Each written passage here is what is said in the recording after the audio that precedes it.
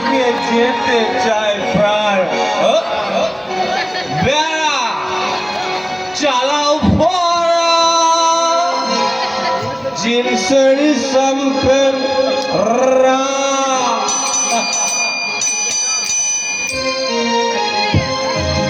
বেমান সারা সবাই বেমান, আত্মীয় স্বজন বন্ধু বান্ধব বললে কেউ নেই।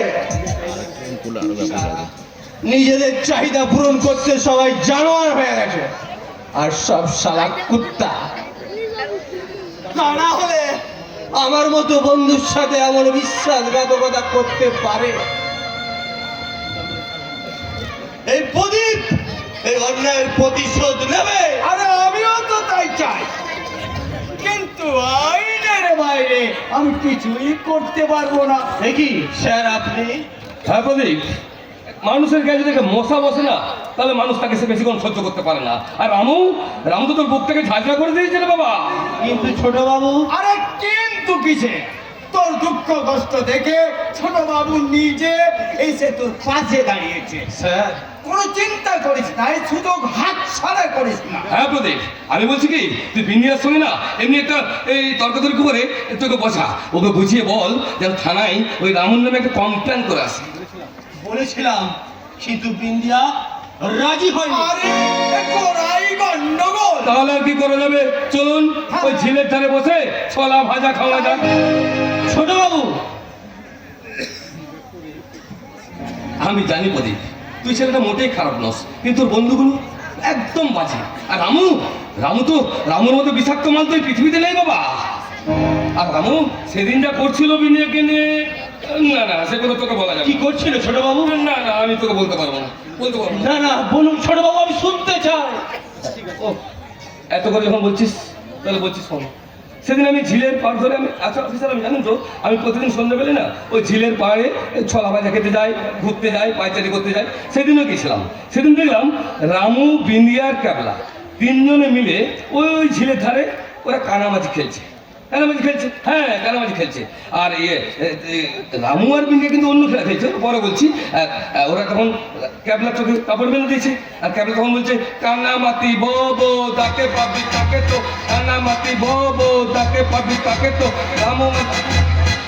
আর রামু আর বিন্দিয়া খেলছে অন্য খেলা। কি খেলছে তাহলে ওরা? শুনতে চাস? হ্যাঁ আমি শুনতে চাই, বলুন ছোট বাবু বলুন। ওরা কানামাছি খেলছে না, কি খেলছে তাহলে? ওরা খেলছে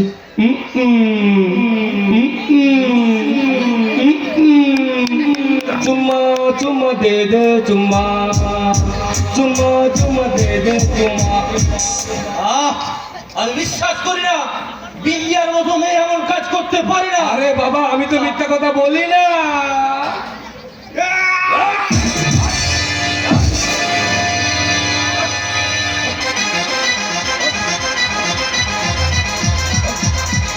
বল ফাঁকে বল চালা, বলকে পাঠিয়েছে। এবার বল। বলছি বল রামু পাঠিয়েছে। রামু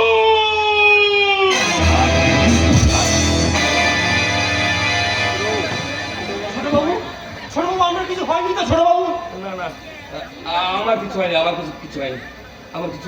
আমি ভাবছি দেখ রামু কত শয়তান, দেখ তোর কাছে তোর বিনিয়োগ কেটে নিল, আবার আজকে তোর তার নিতে এসেছিল। বাবা রে বাবা, কি ভয়ঙ্কর অফিসার। আচ্ছা আমি বলছি ভাই, তুই এক কাজ কর, তুই আমার চলে মিশে যা। হ্যাঁ আমি তোর কোনো বিনিয়োগের অভাব রাখবো না। আমি তোর জন্য 100,000 বিনিয়োগ তোর পায়ে তুলে নেবো। তোর মদ, মেয়ে ছেলে কোনো কিছু হওয়া হবে না। হ্যাঁ তুই আচ্ছা, তারপরে আমার তো কোনো ভাই নেই। ভাই? হ্যাঁ তুই আমার ভাই হয়ে যাবি। বলা ভাই, ভাই তুই একবার দাদা বলে ডাক না আমাকে। দাদা। পরানটা আমার চলিয়ে গেল রে দাদা আর ডাকিস না বাবা, আর ডাকিস না। এত আদরে আমার হার্ট অ্যাটাক হয়ে যাবে। এত আদর। হ্যাঁ যেটা বলছিলাম, আজ থেকে না তোর সব কিছু দায়িত্ব আমার। হ্যাঁ সব দায়িত্ব আমার। আজকে তুই ভাবে যাবি, তোর দুঃখ কষ্ট বেদনা যা আছে সব দায়িত্ব আমার। তোর বিনিয়া না তোর বিনিয়া তোরই থাকবে, ও আমার না। তোর হ্যাঁ, তবে বিনিয়ার কথা যখন এলো তখন একটা কথা বলি, এই বিনিয়া মেয়েটা না একদম বাজে মেয়ে, একদম যাচ্ছে না মেয়ে, ওই জন্য থানায় কমপ্লেন করতে যাচ্ছে না, বুঝতে পারছিস না? আচ্ছা ভাই, এক কাজ না, তুই আমার কথা দে, আমি যা বলবো তুই তা শুনবি, আজ থেকে তুই আমার ভাই হয়ে যাবি, আমি যা বলবো তুই তার সঙ্গে কথা দে না ভাই। কথা দিলাম দাদা, কথা দিলাম, কথা দিলাম দাদা। এ, কে রে? ছোট বাবু, আমি তাহলে আসছি। এ ভাই, এই মেয়েটার মুখের দিকে তাকানো যাচ্ছে না, আর আমার তুই আর ইয়ে পেলে না, এত সুন্দর মুখটাকে নষ্ট করে দিলি রামু, ছি ছি রামু, ছি ছি ছি ছি ছি ছি রে রামু, ছি ছি। এ ভাই বলি, তুই কোনো চিন্তা করিস না, আমি যখন তোর দায়িত্ব নিয়েছি তখন সব আমি দেখবো, হ্যাঁ, তোর কোনো চিন্তা নেই, কোনো চিন্তা নেই। আরে বাবা, তোর পাশে আছে রাজ আদিত্য বর্মন, এই হরম জাতি, তুই আমাকে চিনিস?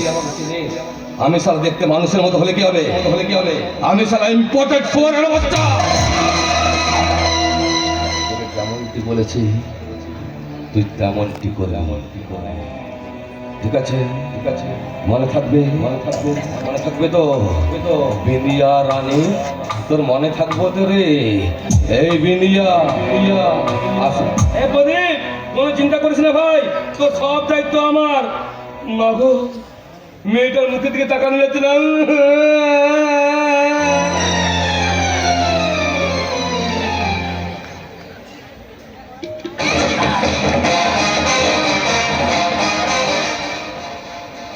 যেটা বলেছি সেটা করবি।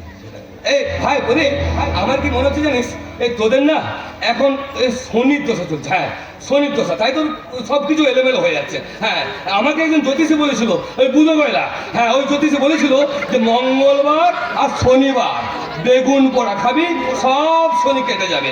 হ্যাঁ, তাহলে মঙ্গলবার আর শনিবার বেগুন পোড়া খাবি, মনে থাকবে তো? হ্যাঁ।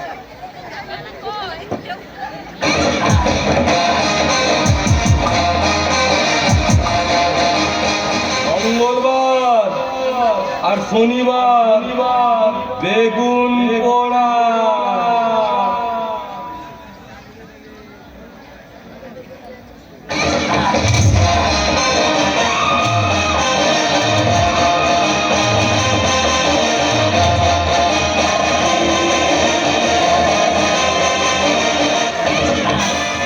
প্রদীপ, তুই এখানে কেন এসেছিস?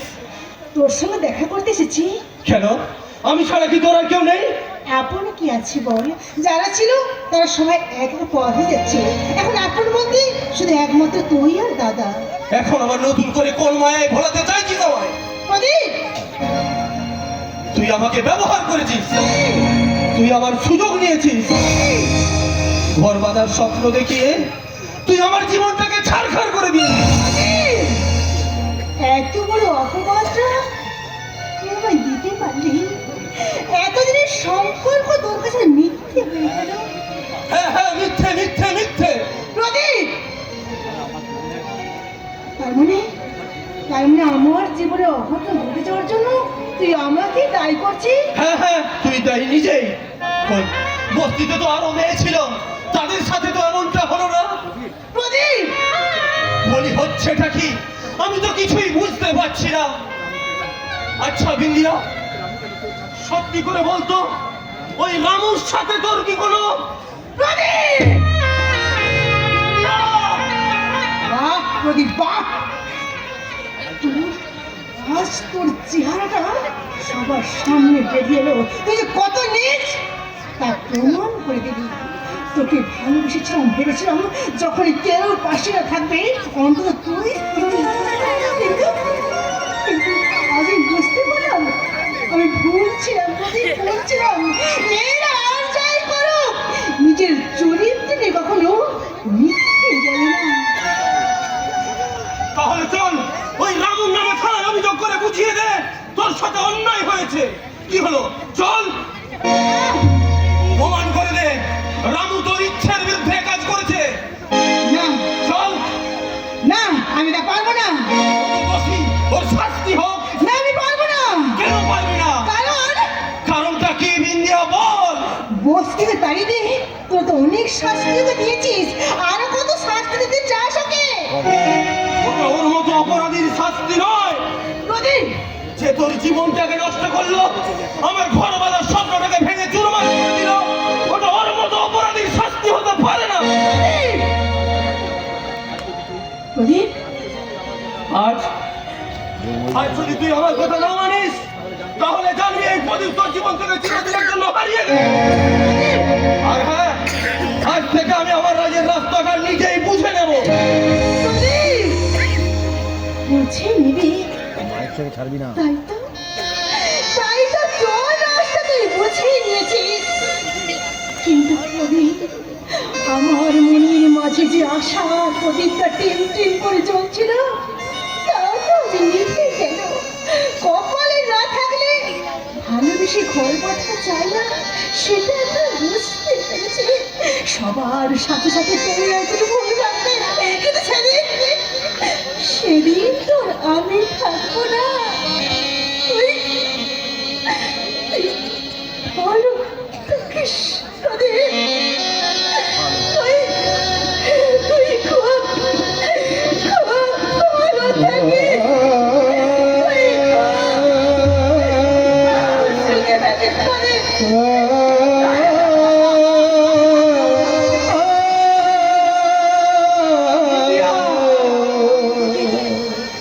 চলে গেল, বিন্দিয়াটাও চলে গেল। যা যা, আমার সাথে কাউকেই থাকতে হবে না, একে একে সবাই চলে যা। আমার কেউ নেই, কাউকে আমার হতে হবে না। সেই ছোটবেলা থেকে বাবা মা ছাড়া বড় হয়েছি, স্নেহ মায়া মমতা ভালোবাসার ছোঁয়া কোনোদিন পাইনি। পেয়েছি শুধু ঘৃণা, তাচ্ছিল্য আর অপমান।